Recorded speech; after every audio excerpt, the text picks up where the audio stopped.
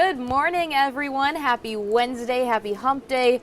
Almost through the week. We are getting there slowly. The downhill run starts yeah, today, downhill run. There we go. Yeah. Yep. And it's cold. Yeah. Another chilly morning. But get used to that. You're not going to hear me say anything but cold for at least the next probably 7, 8, 9 days in a row. And when I say cold, I'm talking below normal temps. I don't see a 60-degree temp nearly anywhere for the next 7, 8 days. Wow. I mean, that's pretty significant. Yeah. Thermometer not hitting a 60 for the next 7, 8 days.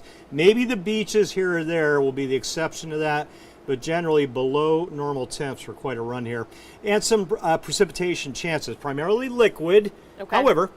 However, there's a little chance here or there, and we'll dig into that in just a little bit. Nothing to write home about here, but I'll talk about all that in just a little bit. Okay, awesome. Thanks, Yeah. Jim. Before we get into all of that, though, we do have a story out of Grifton. Yesterday, there was a water main break in town, which led to a lot of residents and businesses having little to no water pressure in town. That leak has been fixed, but the town is still under a boil water advisory, so we just want to ensure that all residents are aware that this is happening. And it looks like as of now, the town of Grifton is still keeping that in effect. Obviously, we will continue to update you all when we learn more information about when that boil water advisory is lifted. But we do have some more information about what happened yesterday and how the leak started and what happened.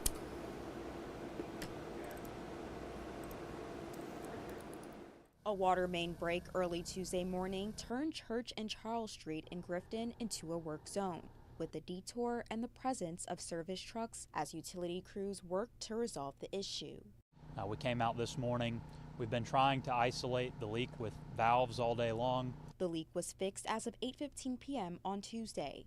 The water main break caused some residents and businesses to experience little to no water pressure, with the town issuing a boil water advisory for those using water for human consumption until water tests come back in 48 hours. This is a precautionary advisory, so what that means is that we're not saying that there's a contaminant. We are just advising that people do boil their water. The town says to bring water to a rolling boil, boil for 1 minute, and let cool before using it to drink, cook, or make ice. Encouraging bottled water, and for those with weakened immune systems, infants, pregnant women, and the elderly, to speak with a doctor before drinking tap water. Some residents say they weren't aware of the situation. I'm very shocked because I didn't know, my husband didn't know, he's been home all day. Just the lack of communication with not telling us, like, hey, there's a water main break. A notice was not posted to the town website, but it was posted on their Facebook page late morning. I will be boiling water because of a weakened immune system, and then having dogs, we absolutely keep bottled water on hand at all times. So definitely going to stock up on that just in case something else happens down the road. An important precautionary measure there. And Jim, you're in the Grifton area. Did you notice any kind of problems with your water? How did that look? We have a Grifton address, but we're on the north side of town. I think we get our water from Belle Arthur, fortunately, so we were good. But certainly, this is a major inconvenience. I was surprised, I will say, somebody will probably get mad when I say this, that it wasn't posted on the Town of Grifton website, because that's where I would go automatically to see what's up. But if you're not getting any info, you're not going to know that that's going on. But it's still in effect this morning, you said? As of now, we haven't gotten a message yet from the Town of Grifton saying that it's been lifted. So I would say for now, this morning, keep boiling your water if you're in that area that was affected. Yeah, and hopefully they can work. I mean, the weather's going to be good for all those working on it. That's a lot of work. I think it's already been fixed, so we're good there. And they just want to make sure, I think they sent a sample in for testing just to make sure no contaminants got in the water. Gotcha. So I think everything's good for now, but obviously, as a precautionary rule of thumb, just keep boiling. And the sun just hit you in the face. Oh, yeah, it is blinding me every time I look look at the forecast. Yeah, I mean, we had clouds there 2 seconds ago. Sun sneaking up over the horizon. We're going to see sunshine all day today. However, there's always a however, isn't there? However, it's not going to warm much at all. Right. Temperature is going to hit about a 48 or a 49 this afternoon. But I'll take that over yesterday's rain. We did see 1 to 2 inches of rain yesterday. 34 in Grifton right now. Speaking of Grifton, there's a live look. Grifton is that little cluster near the center of your screen, buildings there. along highway, I forget the name of that highway where the tower is, but the southern Pitt County landscape, dry but covered in clouds. Those clouds getting out of here. Air temp 34 in Grifton. Let's talk about the Grifton Parade along with many others. Saturday, Grifton at 4 p.m. Double check those times. Clouds, yes. Rain unlikely Saturday afternoon in Grifton. 43 degrees. I think it might be a little higher than that. Mid-40s generally. Wilson, 11 a.m. Saturday. 40s of the mid variety. Could be a shower in Wilson earlier, but again, it's a low chance. I just didn't want to completely take that off.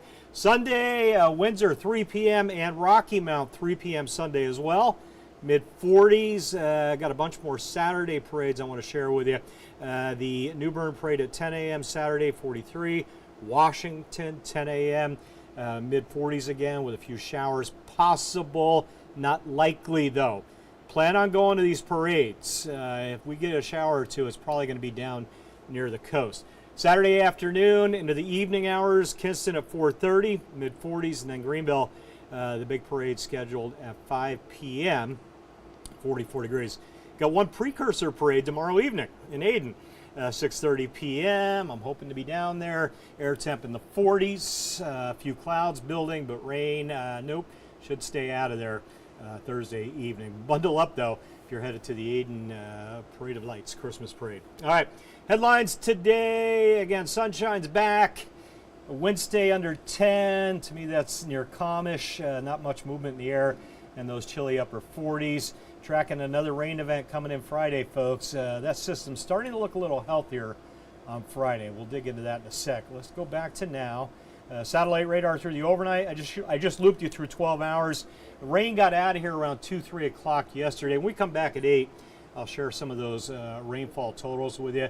I'll generalize now and say it was 1 inch to 1.5 inches for most of us. Air temp out the door.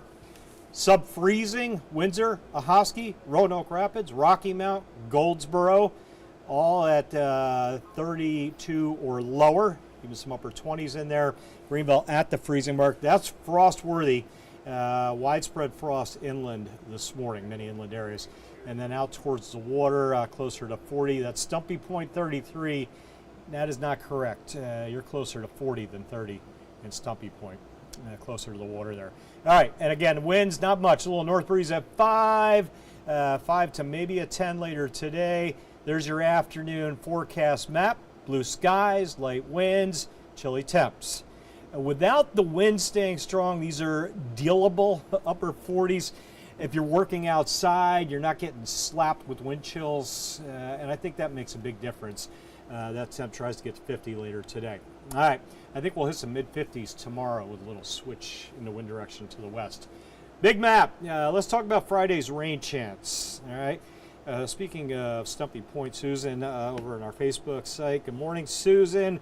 No frost, I'm assuming. So Susan can tell us if there's any frost over there, but I'm thinking you're probably good. We've got the big map showing a front back to the west. That high pressure sitting right over Tennessee, Alabama, Georgia, the center of the ridge. And the influence of the high extends all the way into New England, all the way through the Gulf Coast. Sinking air, when I say high pressure, interpret it exactly as it sounds. High readings on the pressure instruments, the barometers. The air is heavy, thus high pressure. And heavy air is sinking air. You need rising air. Key component of rain or precipitation, rising air. High pressure, sinking air, stable air we refer to it as. So that ridge protecting us then today and tomorrow. As we get into late tomorrow, that ridge will slide offshore the high, and that'll open the door for the next system. There's tomorrow morning, upper 20s early, a little snow up in upstate New York, sneaking into West Virginia. The rain on the Gulf Coast, that's the system that's headed our way Friday. Let me get you to late tomorrow. We're still good. Clouds start to come in after lunchtime tomorrow, especially after sunset. And then the precipitation knocking at the door as we get into sunrise Friday. You see that timestamp, 8-9 a.m. Cold rain with a transition to a little bit of a light mix north of Highway 264. That line shifts further north and west through the late morning. So back towards Raleigh and north of Raleigh to the state line, there could be some slick roads back there Friday morning. I think we're going to be fine. This looks like a non-event for us in terms of travel issues. Friday evening, the cold raindrops start to shift out. By midnight, we may shut it down. And then kind of hanging around that rain just south of us Saturday into Sunday, so you can see how close the rain is. It's hard to take rain out of the forecast when it's loitering around that close to the area. So I'll keep a 30% chance for the weekend. And that cold air is not going anywhere. Highs upper 40s. Susan says no frost over there, and that's kind of what I figured. Thank you, Susan, for that post. Into Sunday afternoon, that map shows sunny skies. A few of the other data sources that I dig into show a fair amount of clouds on Sunday with that stray raindrop chance. So I've got 20% on the 8-day. Let's talk about Friday morning. So the chance for a little bit of wintry weather early. Notice the timestamp again. Always reference that. 5 a.m., 6 a.m. Friday morning. Moisture's just arriving. The green is light raindrops. That blue is shading, a snowflake or two, and then the pink is a mix. I got to put a legend on that graphic.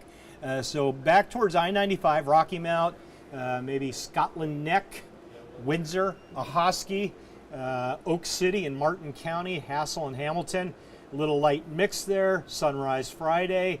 Generally, we're talking cold rain for the bulk of us, and that little mix moves further north and west late morning.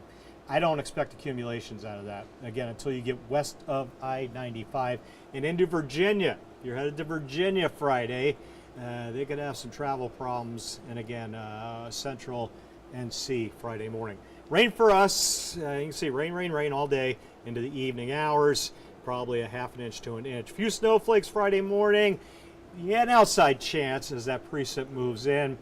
Generally north of Highway 264. Again, that bottom line, no accumulations, no worries. I don't want you running out saying, Jim's talking snow Friday. I'm not.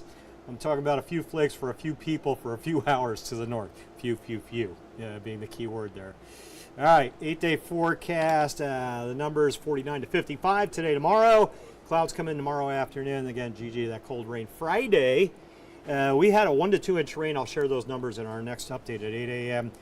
Yesterday, another near 1 inch Friday, and that means we may say goodbye to the drought conditions for many areas with next week's update.